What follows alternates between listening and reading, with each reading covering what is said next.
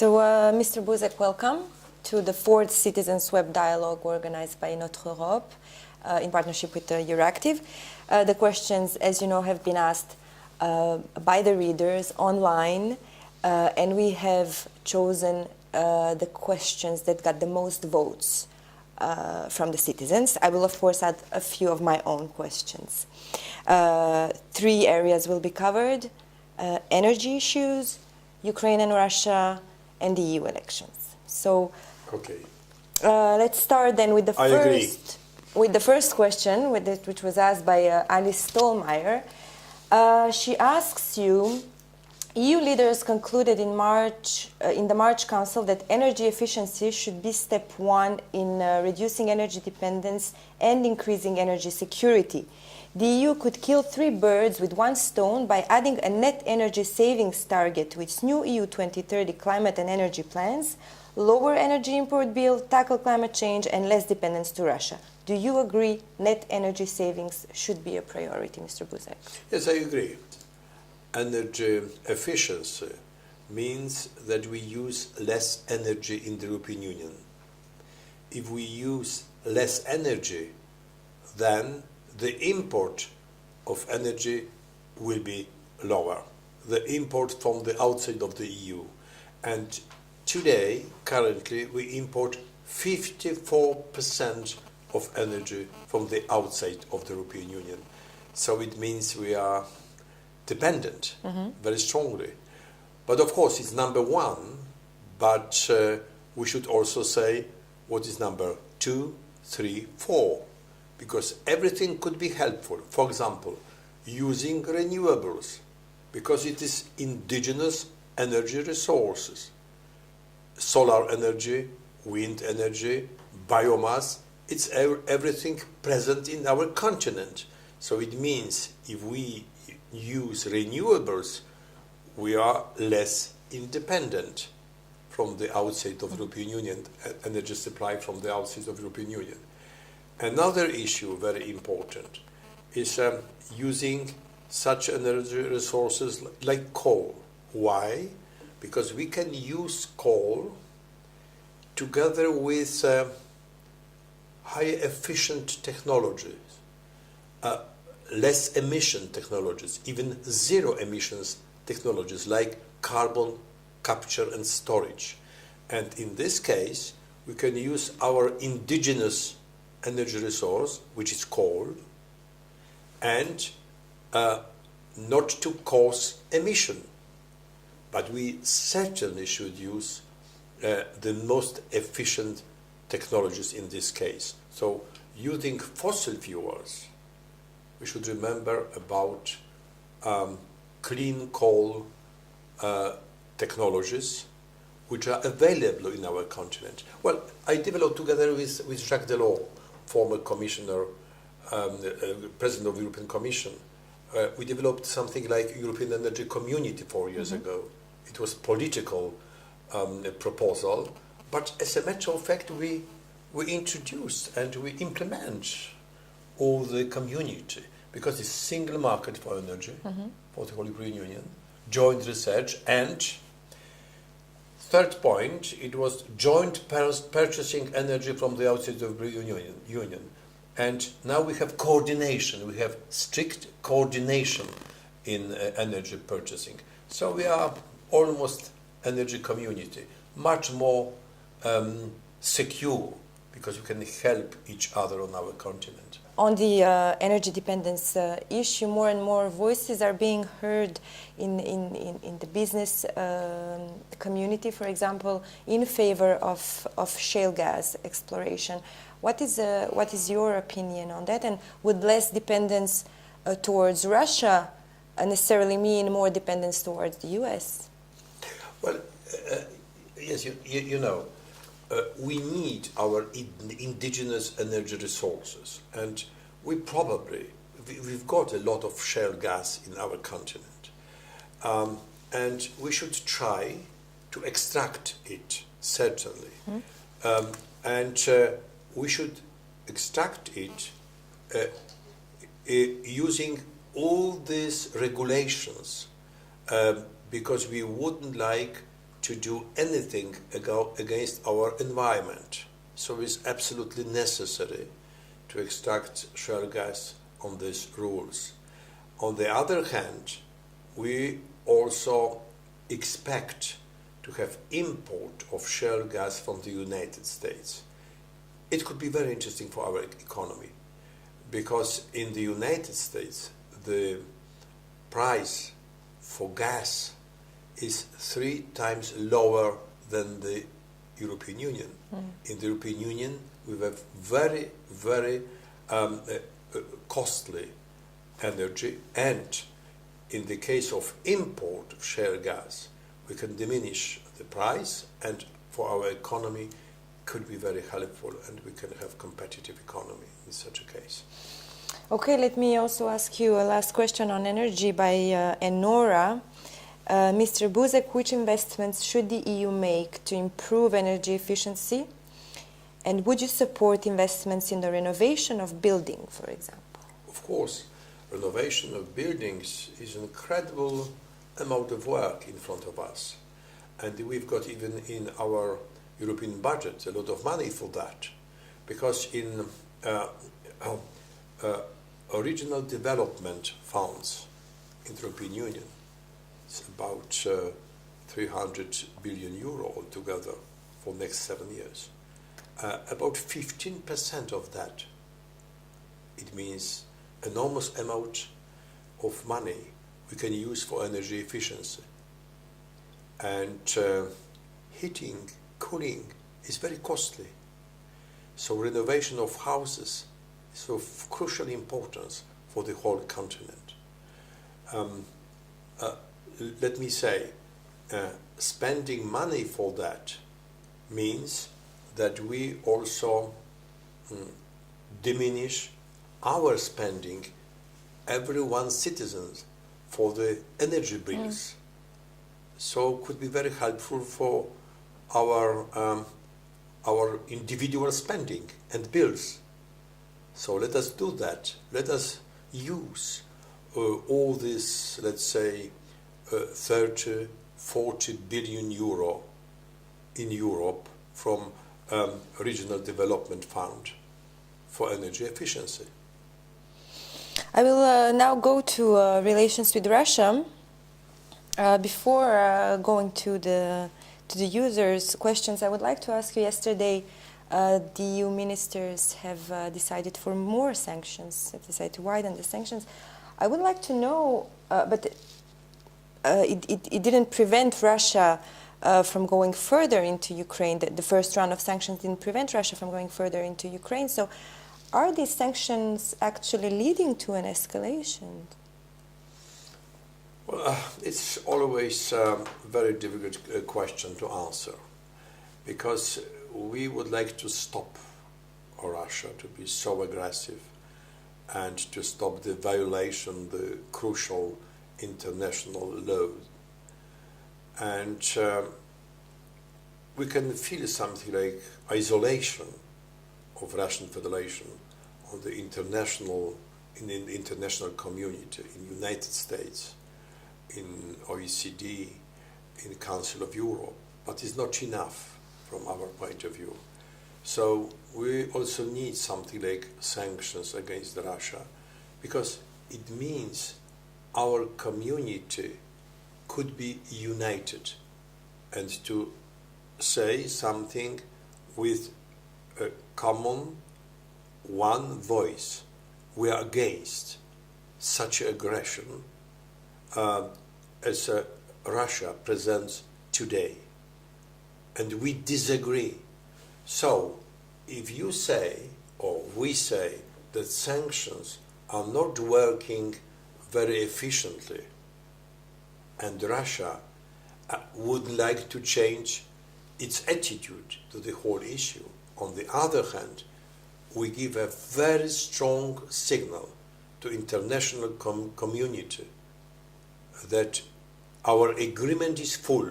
28 member states of the European Union say absolutely the same. We are against such a behavior of Russia Federation. But are the sanctions working? They are not working very efficiently.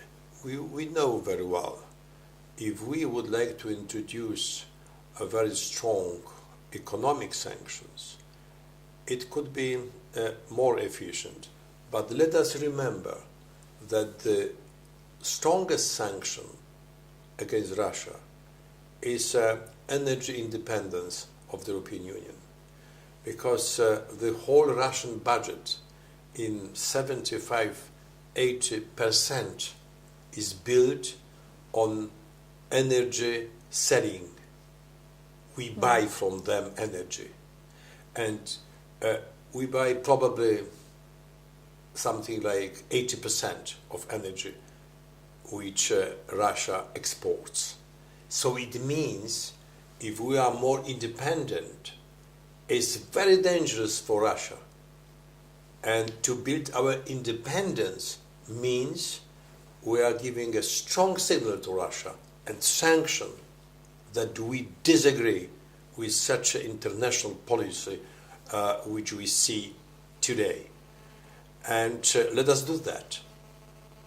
Let us build our independence, as we said in the first question, through energy security, energy efficiency, and energy savings, using renewables, using our indigenous energy resources like coal, but using clean coal technologies, because it's absolutely necessary to use such technologies, and maybe to buy some shale gas from the United States.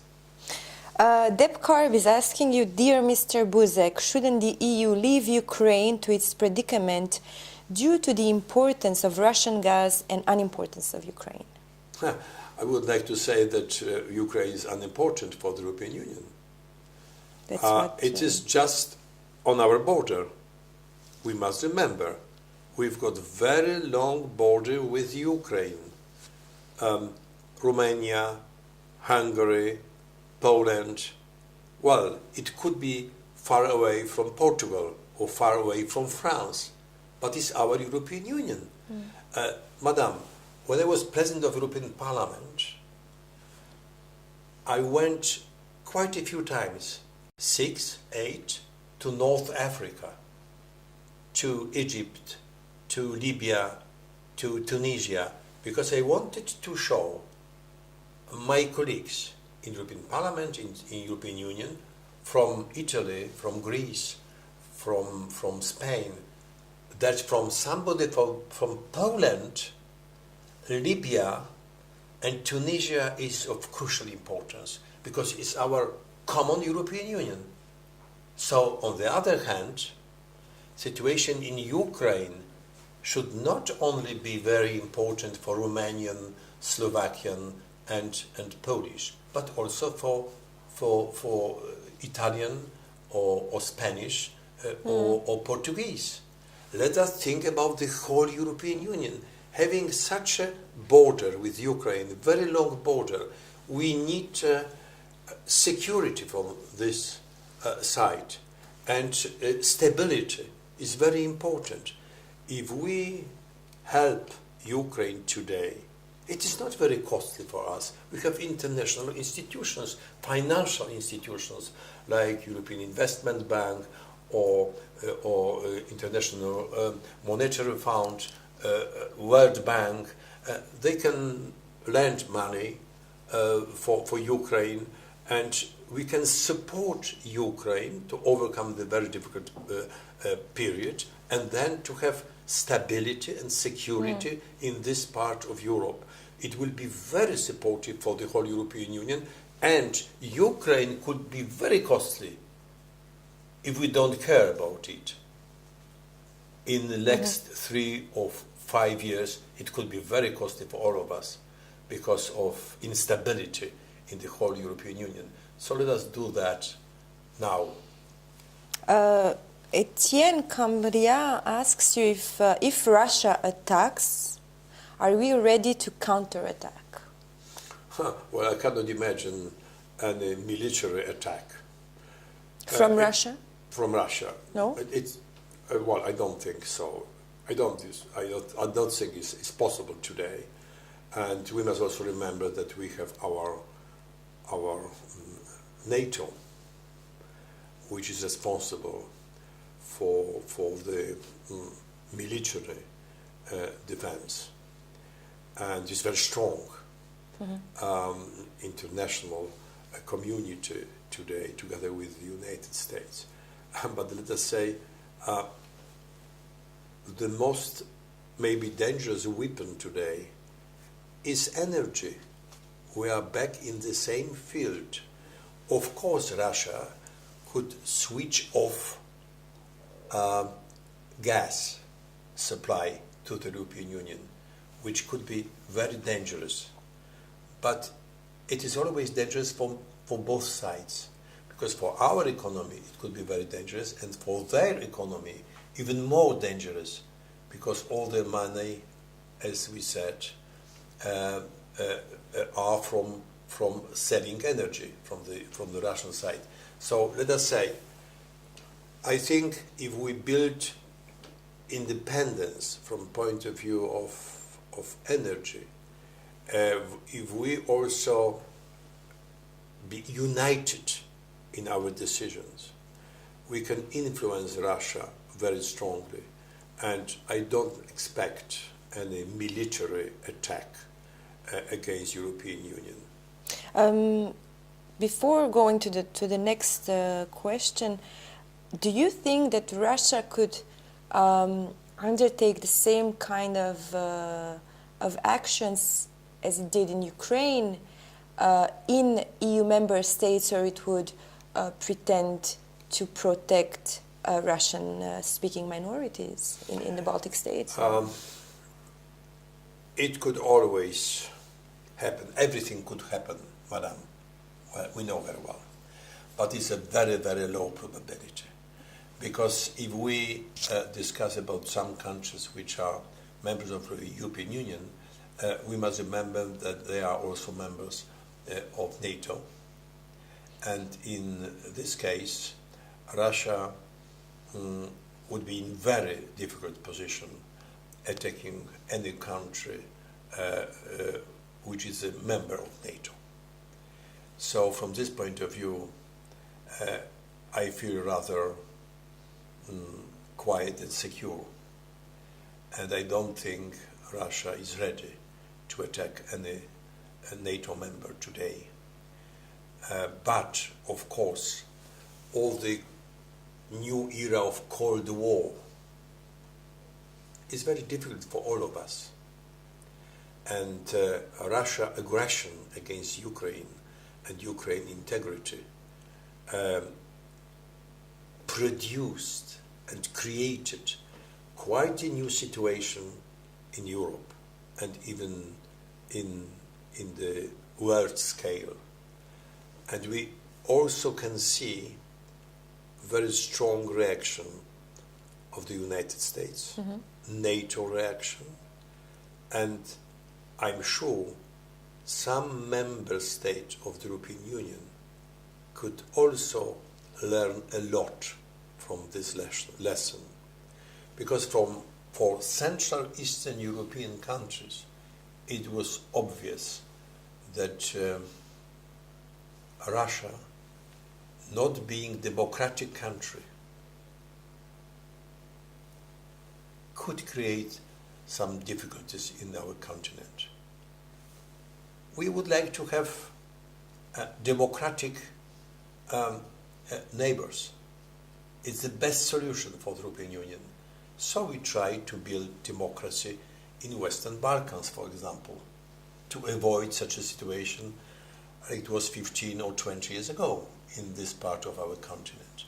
We would like to create in Moldova, in Ukraine, in Georgia, democracy, free market economy, because it's more stability and more security for us. And as we see today, Russia is a fully anti-democratic country.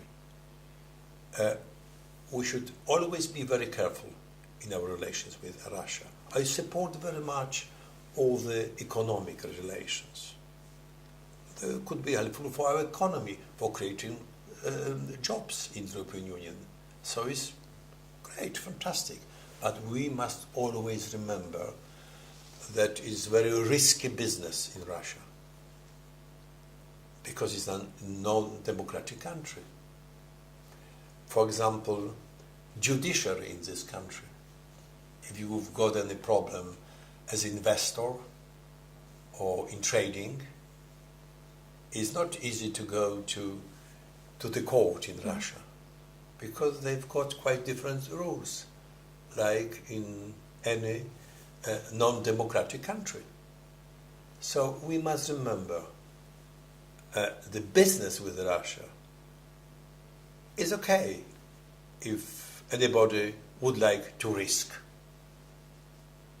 because we've got also risky business in Africa or in India, some other countries. It's always a risky business. But we know very well that between us in the European Union, it's not a risky business. We have the same rules, the same attitude to the economy, to the citizen rights. So going to different countries with different rules is always risky. Do you think that EU leaders should have the courage, if I may say, to give Ukraine a clear membership perspective in the EU?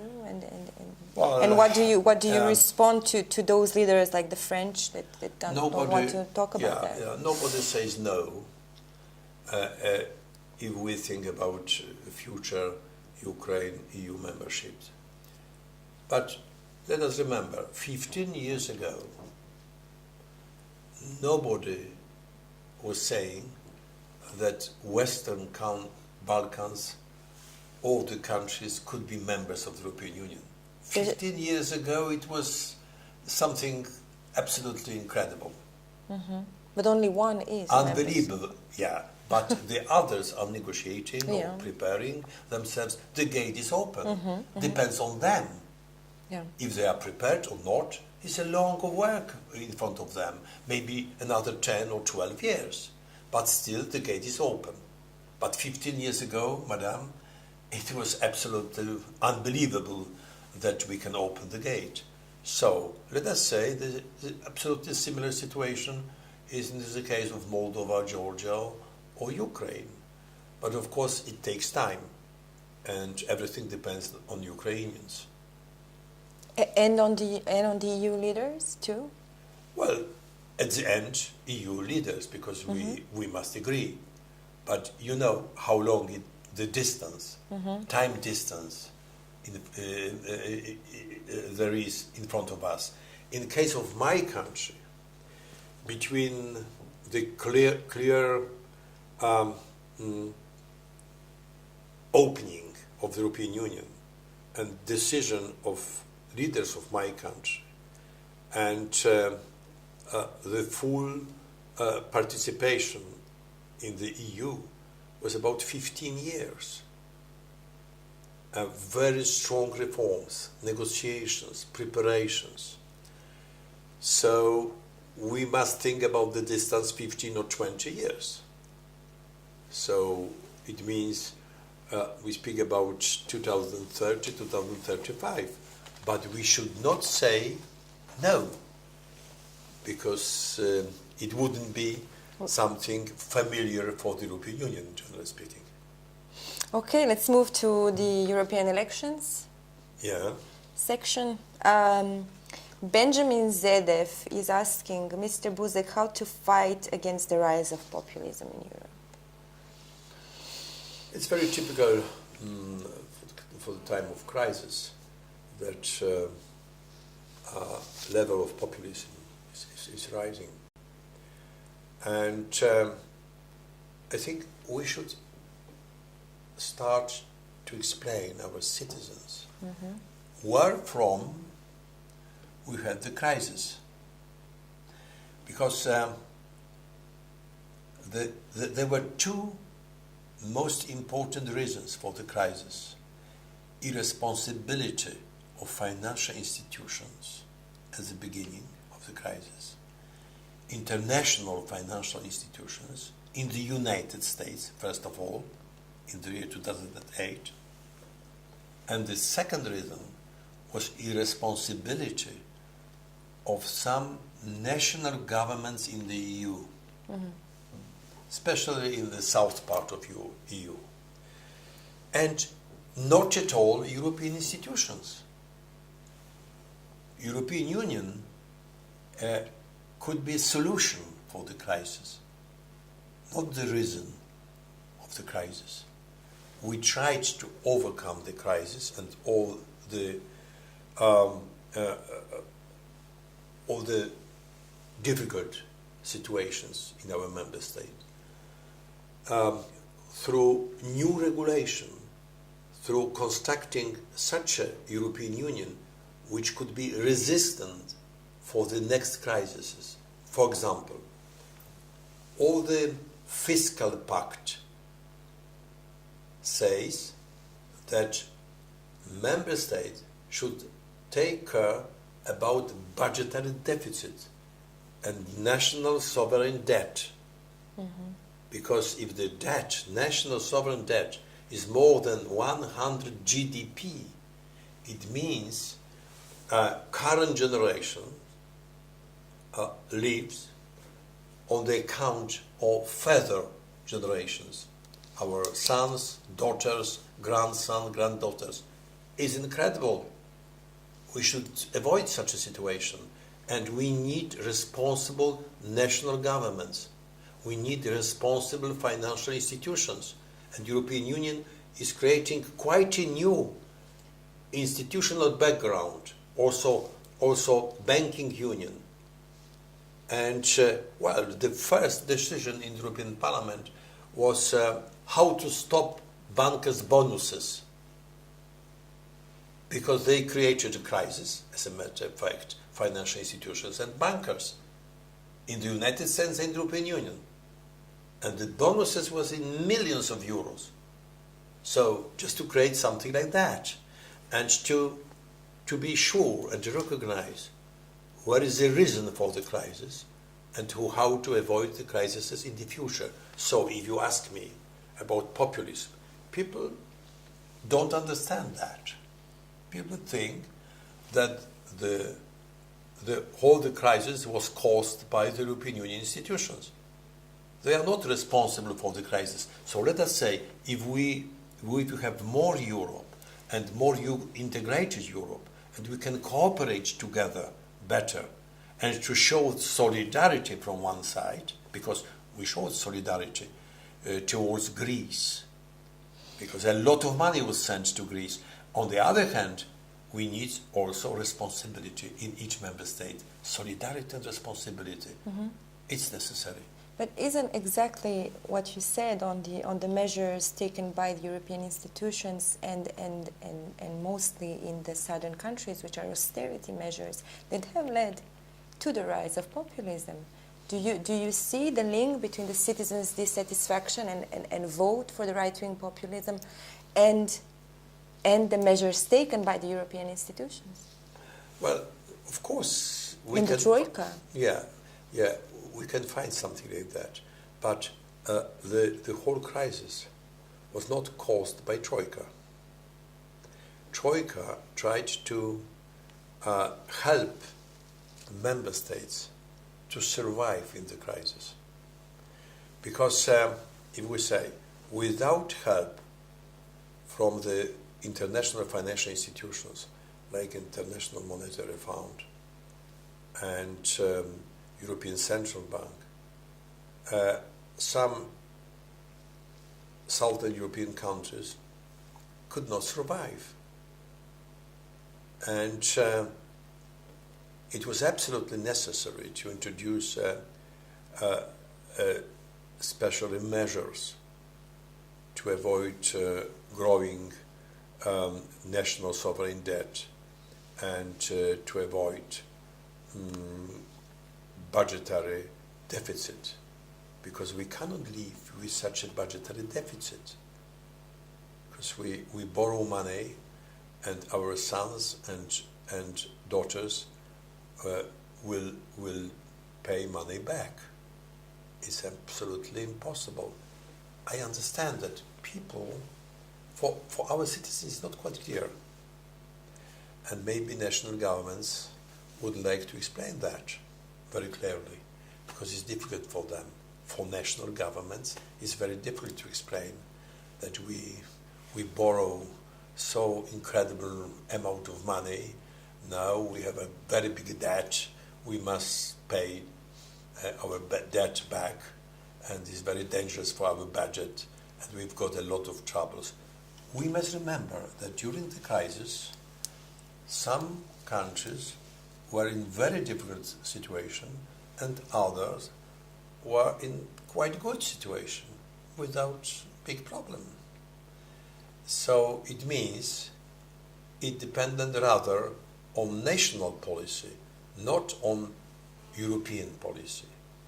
What we try to organize now, we would like to create such a European policy that we could avoid in the future that some member state could be